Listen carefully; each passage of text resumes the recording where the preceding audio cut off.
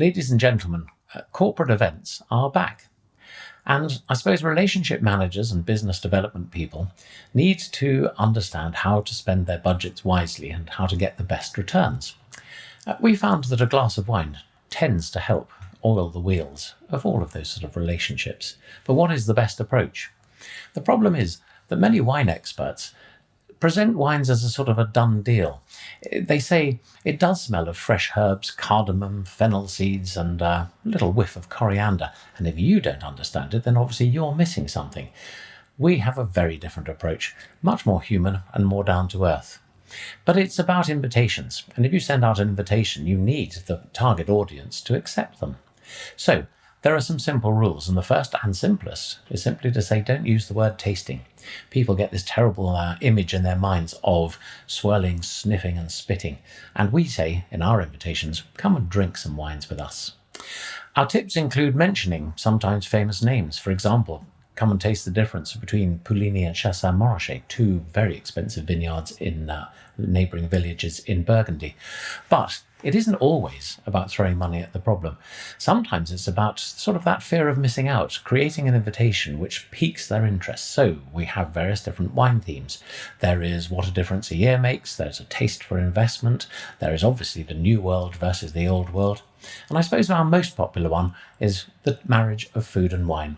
How to make wines taste completely different just by changing the food with which they're served.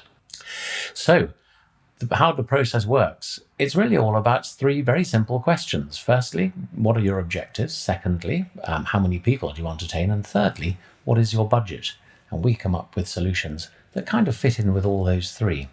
And the solutions could include me performing in a sort of cabaret style, sort of I'm the entertainment at the end of a presentation or a product launch, or as often happened with the banks, some really dull explanation of some recent legislation.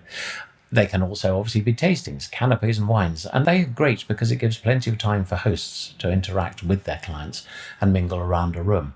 Or, of course, they could be more formal dinners where wines and food are carefully paired in order to leave an incredible and memorable impression on your guests. But it also gives you lots of time to really cement those relationships. So, there are three clear headings when it comes to presenting tastings. And for me, it is about reading the room. It is not about turning up with a script that has to be delivered. And it is really about allowing the hosts time to interact to achieve what their goals might be. An element to corporate events is that there are always going to be questions about wine. And the great skill that I believe I've mastered is the ability to answer questions that don't leave the self-confessed amateur behind, but still give snippets of information to the wine enthusiast. So the conclusion is the next steps would be for you to challenge us. We have got great testimonials from all sorts of industries talking about the way in which we've impressed clients and left the memorable impressions that we are intended to do.